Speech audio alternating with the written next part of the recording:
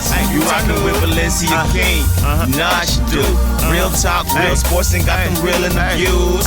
Real talk sports. Turn up. Real talk. Valencia King here with Real Talk Sports. As always, thanks so much for joining us on another fantastic edition. Right now, we are talking about the Dallas Mavericks taking on the Los Angeles Clippers. Now, in this matchup, Luka is back, KP is back, but of course, the Clippers were without Paul George. But I mean, they still had the fun guy, aka the Claw, also known as Kawhi Leonard. So in tonight's matchup, the Dallas Mavericks did not come out on top. Final score 110-107. Finishing the game tonight, Kawhi Leonard had 36 points. And we got a chance to hear from him along with Dex of the DexView Podcast after the game. Kawhi, you guys came in the game without PG, one of your great defenders.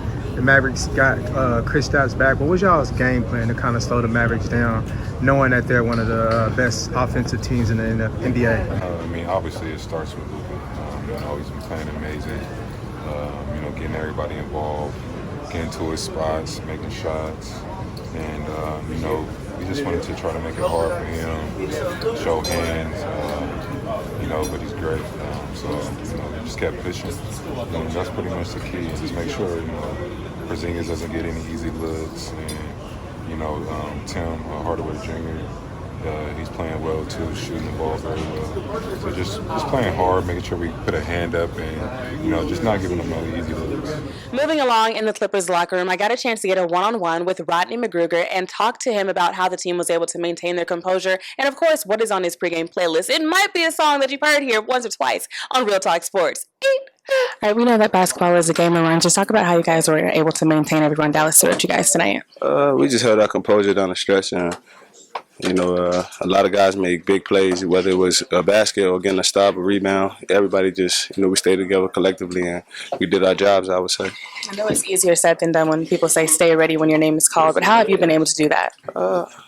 I think just our teammates do a good job of just keeping everybody in tune and on the same page, and just the camaraderie we have as a group. It makes you want to play well. It does. I know you yourself are also involved in the community. What has it been like to just be a part of the community so far? Oh, it's been great. It's been great to be a part of the Clippers community and just giving back and, just seeing smiles on people's faces, and it just means a lot to me. And it's just a good feeling seeing a smile on people's faces. A couple more for you. How much of your hometown do you take with you every time you step on the court?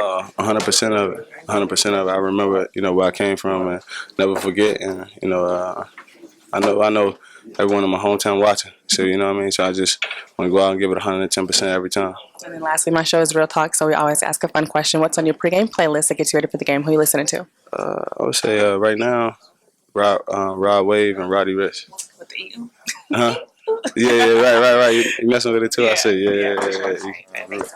Can you talk about the open dialogue that has to be maintained when you guys have a team kind of cut that lead down? Because it's one thing to know you're supposed to maintain your composure, but to actually execute. Yeah, no, it's huge. Just kind of figuring out what they got going and just locking in and shutting it off. For us, that's the biggest thing. And just kind of finding the matchups and different things like that, and just kind of finding our flow and just staying with, what works for us, and just kind of keep plugging at it. Towards the end there, Kawhi kept it going for us in the fourth, and like you said, that's what works tonight. You keep it going. Hey everybody, it's Miss SWK, and I am here with you for Real Talk Sports in the Coach's Corner. And I was just inquired about why do they call it the Coach's Corner, and why do I give the stats about Coach's Corner? Because if you don't know, now you're going to know, because I am a former coach and, yes, ex-professional basketball player. So there it is, and here's my summary of what happened with tonight's game. From a coach's perspective, I really, truly believe that Dwight Powell's injury is going to be, I won't say detrimental to the Dallas Mavericks, but I do believe it's going to be a vital part where they're going to have to figure out a solution and figure out a solution fast. If you guys don't know, Dwight Powell went down in the second quarter. Correction, Dwight Powell went down in the first quarter to an injury that looks so familiar to me. As I mentioned before, I'm a former basketball player, and I actually tore my right Achilles a few years back. So I know the feeling, I know the look, I knew the sound. The moment that he went down, I kind of knew what was going on and knew that it was going to be that Achilles injury. So as we got our update about Dwight Powell's injury, again, like I said, I knew what it was right away. And what I do appreciate is Coach Carlisle went right into the press conference and addressed that immediately. immediately, saying yes, Dwight Powell's injury has been at least acknowledged that it is an Achilles. They don't know to what depth, and he didn't want to go into detail about that until they finished getting the medical treatment done. But he did say without any hesitation that Dwight Powell will be missed. He did say without any hesitation that Dwight Powell will be back. And I appreciate that, because when you go out on an injury, you want to know that your position is, secure, that you have a team to come back to. And that was no hesitation with the coaching staff and or with the staff, the teammates in the locker room. I got a chance to also talk to Bo, and he mentioned the same thing. Dwight Powell is truly a staple on this team. He will be missed. He will be back, and they're just all ready to step in where they can get in. Well, it's a somber night with Dwight's situation. He's going to have an MRI tomorrow. Right Achilles injury. Feared to be severe, but we won't know for sure until there's a diagnostic test done.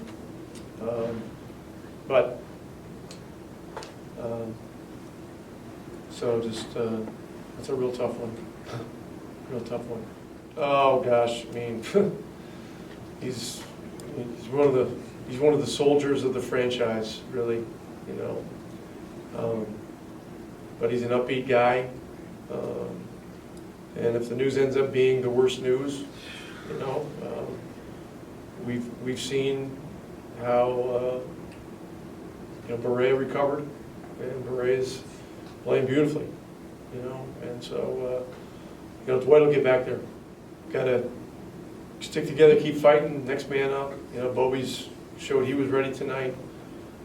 Great having KP back out there. Obviously, it's going to take him a little time to get his rhythm, but he said he felt real good, and so we'll hope he's feeling good tomorrow, and we got to get ready for some tough road games.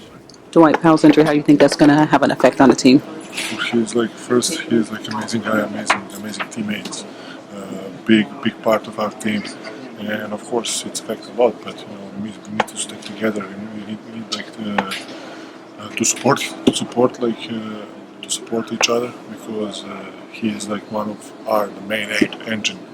He is main engine, defense, rebounds, everything, offense, everything what he do, and of course good teammates in the locker room.